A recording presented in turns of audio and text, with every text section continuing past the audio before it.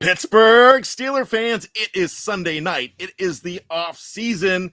And you know what that means? Not much going on by the Three Rivers. There's not much going on in football. Oh, there always is if you're a Pittsburgh Steelers fan, because they're always making moves. They're always doing some things, and there's always questions. There's always something to talk about. So that's what we do in the off season. It's the Steelers Sunday night Q&A, and I've got to give credit to BTSC editor Dave Schofield for creating this show just about 6 weeks back, saying, hey, we just need to do something. And so this is your show. If you are in the live chat, you bring up the questions, and that's it. We might start it off with a few questions, but other than that, it's your show. We'll answer as much as we can in this half-hour time period. Now, once again, my name is Bryan Anthony Davis. I am the podcast producer here at BTSC, and I am very thrilled to welcome one of our very new podcasters. You've seen his work on BTSC for a while, but now Andrew Wilbar has been doing a show for the last month to 6 weeks, and it's absolutely fantastic. He is the co-host of the Steelers Draft Fix that premieres Monday, anywhere where you download your podcast. Andrew, this is a pleasure for me to have you on the show. How are you, my friend? I'm doing well. Thank you for having me on. Looking very forward to discussing some, well, I guess whatever the live chat comes up with tonight, whether it be draft, Steelers, whatever. Looking forward to it. So have you had a great weekend? I have. It's been really good. It's been busy. This entire month's really busy, not only with the draft, but with school as well. So balancing a lot, but it's not a dull moment. Yeah, I've got to tell you, nobody does the work that you do during the NFL draft. It is absolutely incredible. I do need to ask you this. When do you start compiling all of this information? Because you do scouting reports on 350 plus players, more players that get drafted. Yeah, I generally start in the summer to get going on the previous year's film. It was a little bit difficult in 2020 because you had some players that sat out, didn't play at all that year. But I try to get as much done as I can in the summer of at least the seniors. With the underclassmen, sometimes you have to wait a little bit more because you don't know whether they're going to declare or not. But I try to get as much of the base work done as I can for the seniors that are more than likely to enter the draft. And then as the season goes on, obviously I'm doing as much as I can during the season. And then once the season is done, and then we figure out which underclassmen surprisingly declared, that's when I really start getting into the underclassmen. How many college football games do you say that you watch a weekend? Well, now that I'm at college, I don't watch as much. I try to find condensed games as much as I can to condense it as much as I can. There's a lot of places you can find on YouTube where there's a certain player or a certain team's offense. Like if I'm looking up Derek Deese, the tight end from San Jose State, and I want to look up tape on him, they'll just have the snaps of the San Jose State offense, and then they'll have it broken up with whatever defense they're going against or whatever the case may be. And I can get through that a lot quicker than I can a full game. During the regular season, I used to try to watch at least 3 full games, but now I'm just trying to find the ones that I can get the most out of immediately, which is generally the highest profile games. And then the ones that, I'm not going to waste my time watching Clemson and the Citadel because I'm not going to really get a great scouting report out of that unless Citadel has a draft prospect. But it ranges. It really depends on my schedule. But most of mine is really just watching a lot of condensed games so I can fit more in a short period of time. All right, that sounds fantastic. We're going to talk about the Steelers. We're probably going to have a lot of draft questions, so feel free, no holds barred as far as draft questions. Feel free to throw those in.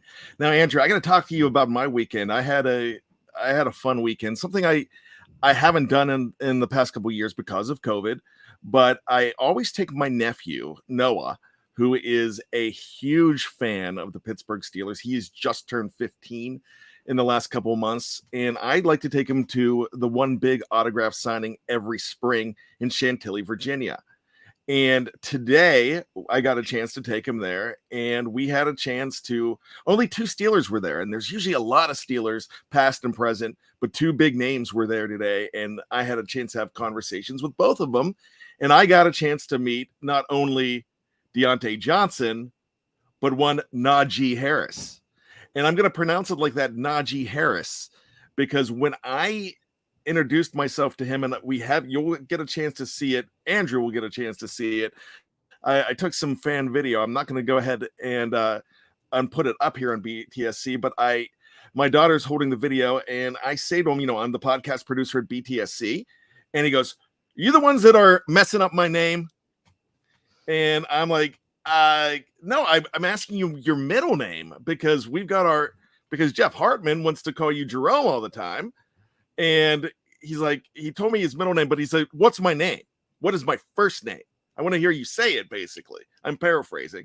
And I said, "It's Najee." He goes, "Good job." Because he's very sensitive about his first name.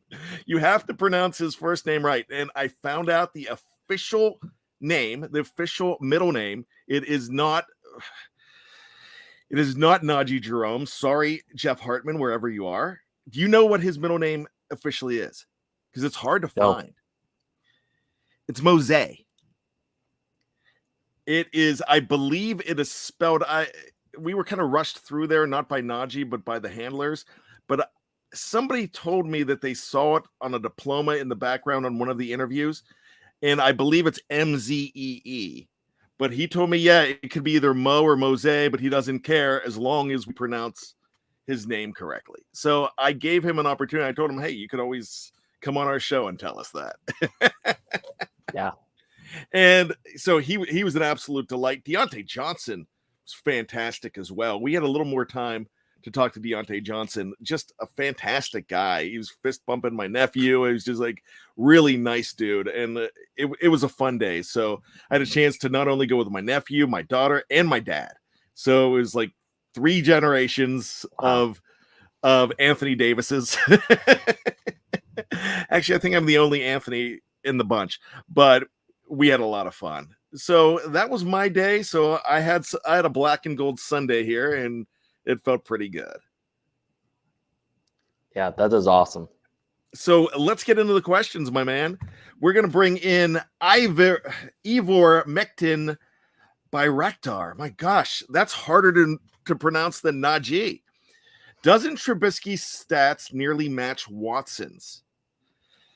Now, I will tell you this. I know he was 29 and 21 as a starter. I don't have his stats in front of me, but possibly as far as completion percentages, yes. But Andrew, do you know anything about that? Is that something that we need to look up in the future and get back to Ivor on that one? That may be something to look up because I'm not positive. I know all about his record and, but outside of that, I really don't know. I never compared him to Deshaun Watson. That's interesting. If that's actually true, that's an interesting stat. I would almost think that the wins and losses probably would be fairly close, and that's something we could check out. Ivor, that's one we will look up and know that in the future. So thank you for letting us know that.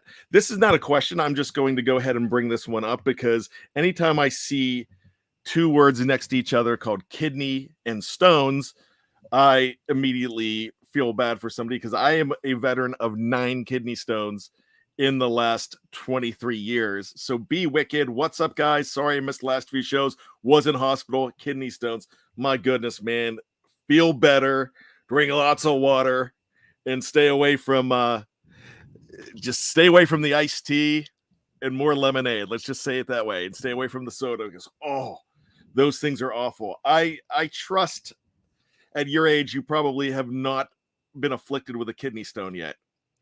Not yet. Hopefully I won't, but yeah, it doesn't sound fun at all. I know some people who have had them. Definitely does not seem like a fun thing. I would not wish one on John Harbaugh. That's saying something. Yeah, I know, because you know me. No, they are awful. They're absolutely awful. I always thought I was a little bit tough, but man, those kidney stones, they will knock you into next week. Oh goodness. What will be the Steelers' first pick? Ask Marvin Hamilton. And I know this is a question that is going to change every single week that we talk. But on April 3rd, 2022, what's your gut saying, Andrew? Well, in my mock draft that came out 2 days ago, I gave the Steelers Andrew Booth on a trade back. So I'm going to stick with that for right now, just because I think that the Steelers, if Malik Willis goes too high and the Steelers decide not to go after Willis, I think corner's the next position that they can look at. It's a deep class, but there's not a bunch of legit number one lockdown candidates, guys that have that potential. And Booth is one of those guys. So if you can get him at the late first round, I think that I could see the Steelers going that direction, just because physically he has some similarities to some players that Terrell Austin has worked with. One, Darius Slay. There are some similarities in Andrew Booth's game to Darius Slay. And also, he is about as good in man coverage, or he was in college, about as good as Stephon Gilmore and J.C. Jackson were in New England. Well, Brian Flores was there in man coverage. Obviously, it's two different levels of football, but they have similar traits, and they're all very good athletes. I could see the Steelers maybe changing the scheme up a little bit, adding a little bit more man coverage in with Terrell Austin here, and now with Brian Flores here as well. Great. I'm glad that you broke that all down, and that might change next week. So I'm going to ask you a couple questions when we talk about cornerback. And I don't know how much you have seen me over the years on these shows, but one of my biggest pet peeves, I don't know if you know this, is the phrase, and I consider this a myth, the phrase, the Steelers do not know how to draft a cornerback. I hate that phrase. What is your thoughts on that phrase? I don't think that their issue is finding talent at quarterback. It's putting them in the position to succeed, because I mean, I was a huge proponent of drafting Justin Lane. I was thrilled when the Steelers brought in Justin Lane. So I'm like, man, we're going to play some more man coverage. You know, we've got the pieces in the secondary to play man. And then we brought in Minkah Fitzpatrick, who has the athleticism, obviously, to play man coverage, but that's not really a strength. And then it seems like after that point on, we played a lot more man coverage in 2019. But then 2020, we completely got away from that. And who knows what would have happened with Justin Lane if we were a more man-oriented team. But what if he would have gone to a team like New England that plays a lot of press man coverage? Would his outlook be different? Would his career outlook be different? What would Artie Burns' third-degree burns, would his career outlook have been differently if he would have gone to another team that would have played more man coverage? I don't know. But I'm a big believer that most of the draft prospects can succeed somewhere if they go to the right scheme. And the Steelers, they've been trying to find these uber athletes that have a lot of potential, but then they try to fit them into zone where they have no footwork. They are not very good instinctually, and it's caused a lot of problems for the Steelers, and it's been them bad over the past decade. Well, let's talk about Artie Burns real quick, because he's the guy I always bring up. I kind of feel like back in 2016, the Steelers were just adamant that they were bringing a corner in. And we talk about that all the time here at BTSC. Don't pick the position, pick the player. And then when the Cincinnati Bengals go ahead and take their guy, which they did, they took their guy and they took William Jackson III. The Steelers were relegated to the fifth best corner on the board, being Artie Burns. And my thing is that, they could have, if they waited to 38th, they're getting Xavier Howard, but he was, at the time, Howard was probably not considered a first round pick, where Burns made a nice move back into the first round the last 2 weeks of the draft. That's when you started hearing Artie Burns' name a lot. So that's a big deal to me. If you look at that draft, I believe that same draft, Jalen Ramsey went early on in that draft. And I almost feel that you have to pick up a corner early on, Andrew. I mean, when I say early, it's like a quarterback. You need to pick a quarterback and a corner top 10 to have that success. In that very same draft, Eli Apple, I think, was picked 10th. You just have, and we can't say that he's been a major success. I know he just played in the Super Bowl, but it's hard to say he's a success. What are your thoughts when we talk about a position like corner? You got to get him early, right? Or anything else is a crapshoot? Generally, yeah, especially when you can't develop corners. The only time you're going to find a guy who has the athleticism to be an elite lockdown corner and also be somewhat NFL ready, you got to take him early. You know, you're going to be missing one or the other. Once you get to round 3, round 4, you're either grabbing a guy with traits that needs to be in the right system, or you're grabbing a guy who probably doesn't have a ton of upside in the grand scheme of things. So let me flash back to 2007. I don't know how much you remember of that draft. It was a long time ago, probably very young for you. But if you know anything about that draft, the Steelers were looking for a corner, and they were picking 15th that year, and they ended up. It was Mike Tomlin's first pick, and they ended up taking Lawrence Timmons, who very good draft pick. I mean, that ended up being a success for this team. However, they were all lock, stock, and barrel ready to go to pick Darrelle Revis, which means if they pick Darrelle Revis at 15, that's going to be a superstar pick. That's picking a good corner, and that's knowing how to pick a good corner. Do you know what happened there? Why they did not get Darrelle Revis? I don't. The Carolina Panthers were selecting at 14, and the Jets were at 16, and they swooped in. They offered the trade and pulled Darrelle Revis out of the Steelers' grasp because they traded up to get him.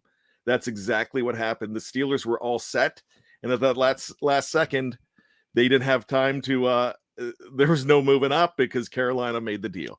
So there's something that always sticks in my craw anytime somebody mentions the fact that the Steelers don't pick a corner. I just don't know how to pick a corner. I just feel like they're never in position to pick the right corner in the first round. And when they are, there's always somebody else that wants to pick that corner. Let's go to Kathy Ford. And before I get into Kathy, she says, "Hi, fans. Who's our safety?" I got to say, Kathy, you've got to be excited about tomorrow night. Go Jayhawks, because Kansas Kathy, you got to be a KU fan, right, Kathy? I'm sure you are. So that's what I'm going to root for. I've always had a soft spot for KU for some reason, and I don't like North Carolina. So I hope KU beats North Carolina finally in the NCAAs, because I know North Carolina, Roy Williams beat them before, didn't he? Or am I wrong? Pretty sure. Not positive. All I know is that I have Kansas in my bracket, so I'm rooting for Kansas. Oh, there you go. That's the bracket wins. Absolutely. So Kathy's question is, "Hi, fans. Who's our safety?" I hope Terrell Edmonds. I do too. And wouldn't you know what I'm loving right now, Andrew? All the people right now that all of a sudden are showing some respect to number 34, and where they wouldn't even 3 or 4 months ago. They were ready to say goodbye to him and glad. And now they're thinking, maybe that's the best idea. And if you have a chance to listen to Bad Language today, my Sunday show, I talk extensively about how Batman needs a Robin, and the perfect Batman Robin's position in football is safety. So Minka needs his Robin, and the perfect Robin for Minka, and I think, is Terrell Edmonds. I think Terrell Edmonds makes Minka better as well. What do you think? Absolutely. They complement each other well, and fans do not realize how bad the Steelers were at covering the tight end before Terrell Edmonds came along and started developing. I mean, there were several years in a row where we were absolutely awful covering tight ends, and then once he started to develop, that issue completely went away. And just being able to do that, solely that, allows Minka to roam free, takes a lot of pressure off the linebackers. He just makes the rest of the defense better by just doing that one thing. Absolutely. Speaking of the draft, Eddie Longs says, "Do you think we'll draft Travis Jones with the 20th pick?" So what do you think? The Steelers and Travis Jones? I'm not too familiar with where he's going with this, so help me out. Well, I love Travis Jones. His tape is phenomenal, but he is from Connecticut, and his talent level that he's going against every week is not excellent. And I'm going to have a high second round grade on him. I mean, if he falls to 52, I have no issues with the Steelers taking him there. He has 3-down potential from the nose tackle position, but 20 feels like a bit of a reach just because there is some projection. There's a lot of upside, a lot of athletic upside. He was excellent at the combine, but he's not polished with his in terms of pass rushing ability. Still has a lot of things he needs to work on, pad level, be more consistent in that area. So there's a lot of things to work on. I love Jones, but not at pick 20. So I want to go to Dave Schofield here, where he's just threw in this comment, and this is going back to me talking about Najee. And Dave saw the video. He said he didn't say Messin. No, he did not say Messin. But for this show, we're going to say Messin. So, Marvin Hamilton, this is a great question. Do you think that the Steelers will trade up or down if they do any? I think it's possible for either one. I would probably say the more likely thing at the end of the day is probably going to be a trade up, and that would be for Malik Willis, because I do believe that Mike Tomlin even told one of Liberty's assistant coaches at his pro day that he loves Malik Willis, and he just doesn't know if the Steelers will be able to get him at 20. So I do think that if the Steelers have an opportunity to go up, they'll go and get him. Not sure what the price is going to be. But in my last mock draft, I had the Steelers trading back. You're starting to hear rumors of Kansas City. Why did they decide to get rid of Tyreek Hill? Maybe it's because they see a replacement. Maybe they see Jameson Williams from Alabama as a guy who can replace Tyreek Hill's speed and big playability. But you have New England picking at 21 and you have Green Bay picking at 22. So for them to be able to land him, they're going to have to move up to 19 or 20. And both of those spots are, prime opportunities for teams to trade back. And I know Colbert's not the type for trading back, but maybe being his last draft, he goes out with a splash and he just, moves around the draft board like we haven't seen him do before. It wouldn't surprise me either way, to be quite honest. Now, he's done it in the past, but it doesn't happen very often, right? Like you said. Now, if you do recall the 2001 draft, which I don't think you were on this earth during the 2001 draft, but they traded back 3 spots. The Jets ended up with Santana Moss. The Steelers ended up with some guy named Casey Hampton, and that worked out pretty well. And they ended up getting another pick. I can't remember whether the pick was, why am I losing his name? He was the defensive back out of Pitt. They moved back to the 3rd round. I don't think it was a significant draft pick that they made, but they did trade back then. Now, they also did trade back in 2009. They traded out of the 2nd round. They took Evander Ziggy Hood at 32. And in the 2nd round, they traded with Denver, and they did not have a 2nd round pick. And it ended up that year somehow with 3 3rd round picks. And those 3rd round picks were Craig Urbick, who ended up having a long career in this league, mostly with Buffalo as an offensive lineman, Mike Wallace, who had a very good career, and Joe Burnett. It was and they picked Joe Burnett and Keenan Lewis in the same draft. And I believe it was Joe Burnett that came before Keenan Lewis. And so I believe he was in the 3rd round as well. So, they've done it. But my question to you is this. If they trade out of that 20th pick, is it safe to say that they can't go below 32? They've got to stay in the 1st round. It would depend on what they're getting in return. If, let's say, Malik Willis is off the board, quarterbacks are off the board, the quarterbacks went a lot quicker than what everyone thinks is going to happen, and the Steelers are like, okay, we need to accumulate some draft capital for next year. We may not get Bryce Young. We may not get CJ Stroud, but maybe we can get a Will Levis from Kentucky. Maybe we can get a guy that we can maybe move into the top 10. Every year there's a quarterback that jumps out of nowhere. We don't know who that guy is yet. This year it was Kenny Pickett. Last year you had Zach Wilson and Mac Jones. You're going to have that guy every year that's going to come out of nowhere and be a 1st-round pick at quarterback. So I don't think Colbert would trade out of the 1st round. I don't think that's going to happen. But if that's the only opportunity they have to trade back, and maybe it's 34, 35, a team wants to move up and get a guy that, maybe at that position, there's a big drop off after that guy that they're going after in terms of talent. Maybe they make a move and they get an extra 1st round pick next year. It's unlikely, but I suppose it's possible. Now, that is possible, and you have no problem doing it if you can get another first-round pick.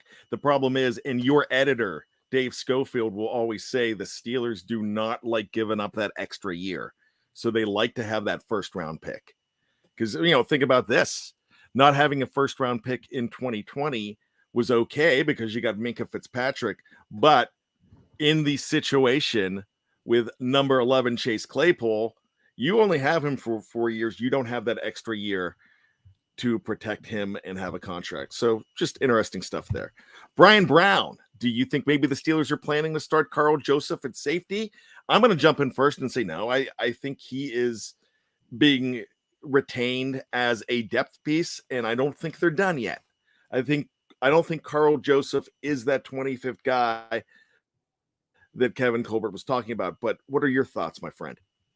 Yeah, he's a depth piece. He's not going to be anything more than that. I mean, he definitely has talent, but the Steelers didn't play him a whole lot, I don't think, outside of special teams last year. I mean, he wasn't even active for a lot of games. So I don't think the Steelers see him as anything more than a depth piece. But if he can become closer to what he was projected to be coming out of college, he could be, a decent depth piece, maybe a guy who could play if Minkah has to go out for a few plays with, maybe pull the hamstring or something like that. And Joseph can come in and spell him. He has free safety and strong safety versatility, so that is a plus.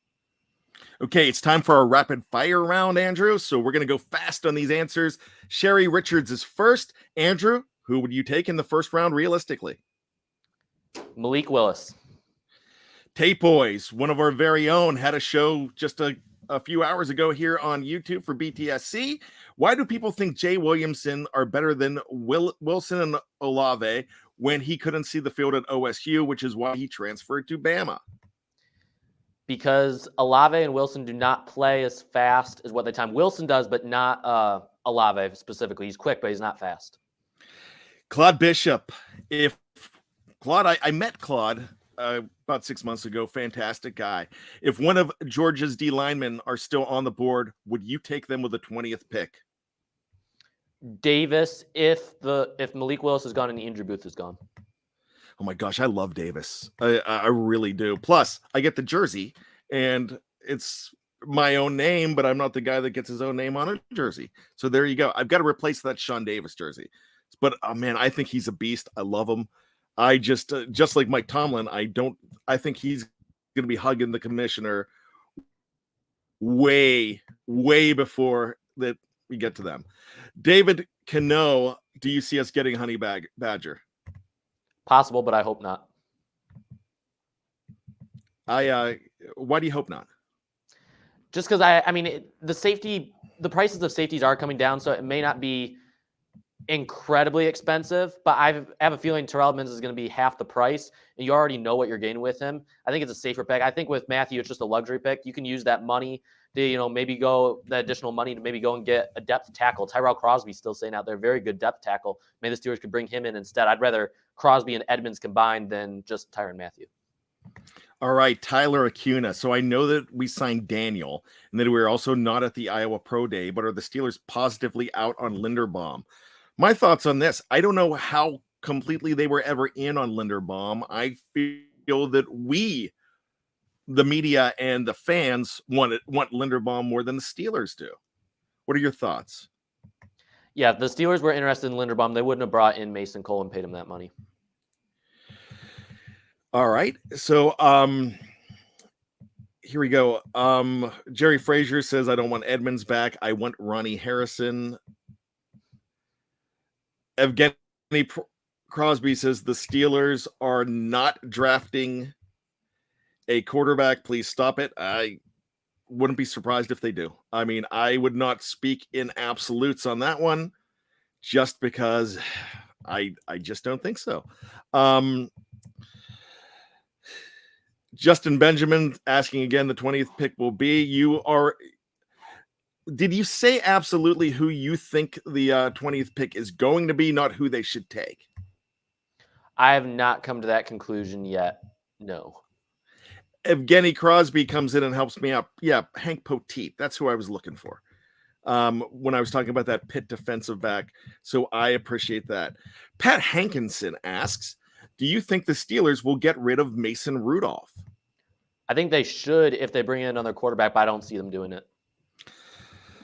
Justin Benjamin, what about the QB out of Boston College next year? Help me out with that because I'm not as familiar, Andrew. Phil Dracovic, he is. I don't understand where all the hype is coming from. I don't know if does he have some affiliation with Pittsburgh or Pennsylvania or something? I don't know because he's not that talented of a quarterback. He goes through his reads slowly. Doesn't have great arm strength. He doesn't have a ton of mobility. I don't really see where people are getting really anything exciting from his tape. All right. Dave Schofield mentions I mix up Keenan Lewis and Joe Burnett. So it was Urbic, Wallace, and Lewis in 2009. Thanks, Dave. That's why we pay Dave the big bucks. Eddie Longs, which wide receivers do you both like for Pittsburgh to pick in the draft? I'll go first on it. I'd like Jamison Williams. And the reason being is I just think he's the most dynamic. If he doesn't hurt himself, he's probably going up a lot higher than I even think Olave. But if I'm looking at guys in the other rounds, I really, of course, I'm in on the Christian Watson thing. I'm drinking that Kool-Aid. I like Sky Moore, and I know those are the big names. Just like I had the draft crush last year. Andrew, I don't know if you know this, but my big draft crush last year was Anthony Schwartz, and he ended up in Cleveland. So, who are your favorites? Who do you like the most? I like Christian Watson on day 2 as well. If he's there at 52, which I kind of doubt, and Sky Moore wouldn't be a terrible pick. I'm not going to get into too many of the day 3 guys. We'll get into them on the draft picks when we hit the wide receivers. But there's several speed guys. One guy, the name's slipping me right now, but there's a wide receiver from Idaho, about 6'3", 230 pounds. He ran a 4.39, is either 4.37 or 4.39 at his pro day. He's got a lot of talent, and I'm still looking into some tape on him. But he's an intriguing guy to watch, just a traits guy in the later rounds. I wouldn't be disappointed if the Steelers brought him in. Now, my partner on the Here We Go, the Steelers show, the great KT Smith, the coach, he loves Bo Melton out of Rutgers. Now, he's biased because he's coached against Bo Melton and a lot of Bo Melton's family in New Jersey. So he's seen a lot of them, and he just says fantastic guy, fantastic kid. And he was celebrating the night when you guys were just blowing up my phone in the Slack channel by putting on all the wide receiver times at the combine. And when Bo Melton's came across and he was briefly number 1, Kevin was going crazy because we were recording a show. So I think that's awesome. What are your thoughts on Bo? Because could he be like a 4th or 5th round pick that the Steelers make some magic with? Oh, yeah, absolutely. He can play in the slot. He gets open. I mean, I didn't expect him to run a fast 40 time. I expect to be one of these guys that are quick, but not fast in terms of straight line speed. But he gets open. He's a very good route runner. He has decent hands as well for just, a little slot speed guy. I don't know if I necessarily want him to be the primary deep threat per se, but he's a guy that can make things happen after the catch for sure. And here's another wide receiver that we haven't mentioned, but he's gaining a lot of ground going to Pittsburgh, especially after that Georgia Pro Day. What do you think of George Pickens in the 2nd round? I liked him a lot before the ACL injury. He tracks the ball well deep downfield, but he doesn't do the dirty work. He doesn't block, and generally the Steelers like receivers that are willing to do the dirty work near the line of scrimmage. So I don't see the Steelers picking Pickens personally, but definitely a lot of talent. All right, Brian Brown, will the Steelers still draft a middle linebacker after signing Miles Jack? That's the $1 million question right now because Miles Jack is not a buck linebacker. So I don't know what they're going to do. Maybe the Steelers like Buddy Johnson as well. I'm starting to get the feeling the Steelers wait on linebacker. But I would love a guy, on between rounds 2 and 4, there's a ton of guys to get into. And we're going to get into those guys on the draft picks that will come out tomorrow. Keep in mind, Brian Flores knows how to mix and match linebackers. So that's something that they already have a plan. And if Robert Spillane ends up being in Pittsburgh, I believe he was tendered an extended rights contract. I don't believe he's signed it as of yet. But if he's a guy in there, you can make some magic with moving some guys around, Andrew. Yeah, absolutely. Okay, final question comes from Bryan Anthony Davis from BTSC. Will you hang out with me at my house during the draft just to break down everything for me? Hey, if you've got ESPN, you have Mel Kiper going on the TV. I'll see if I can get an approved pass to come now. But um, I love talking draft. Thank you for having me on. This was very fun. I can't wait for the draft. There's so much still more I want to break down and get into that I do not have the time for, but it's going to be a really good draft. Going to be interesting to see where the Steelers go. Well, this is a really fast show, and this Q&A is so much fun. You're fantastic. You did a great job. This is what BTSC is all about. We have the best and brightest that are able to cover so many different categories. We have specialists. One of our draft specialists, his name is Andrew Wilbar, and we love having you around. Thanks so much, and congratulations for all that you do here at BTSC and all the accolades that you're starting to get. We love you here. So thank you for coming on in. Thank you.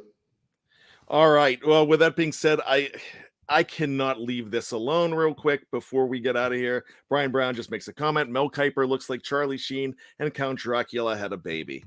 There you go. I'm leaving you with that one. Brian Brown, that's great. So with that being said, Andrew, once again, thanks so much. For Andrew, my name is Bryan Anthony Davis. Here at BTSC, we want to make sure you check out all of our shows. Not just all of our shows. If you love to read about the Steelers, and that's the way to do it. Delve into these articles. You're going to see so many draft articles from the likes of Andrew. You're going to see cutting room floor type stuff. You're going to see film room stuff by the guys that know how to break it down, like Jeffrey Benedict, like Dave Schofield, like KT Smith. You're going to see commentary from the guys like Tony Defeo and Shannon White. You're going to just see nonsense nostalgia from guys like me. And you're going to see the breaking news from guys like Jeff Hartman and so many more that contribute to BTSC being what it is. Not just your one-stop shop, but your non-stop shop. And that's truly what it is. So with that being said, I'm going to ask you not only to check out these shows, check out Let's Ride tomorrow, followed by the Draft Fix at noon, and The Hangover with myself, Shannon White, and Tony Defeo. There's so much more to check out, so make sure you do. We got to ask you to do 3 more things, Andrew, and this is it. 1, be safe. 2, be true to yourself. And 3, always be behind the steel curtain. Keep your feet on the ground, my friends, and keep reaching for the hypocycloids. We will talk to you next time with a whole new crew on the Steelers Sunday Night Q&A.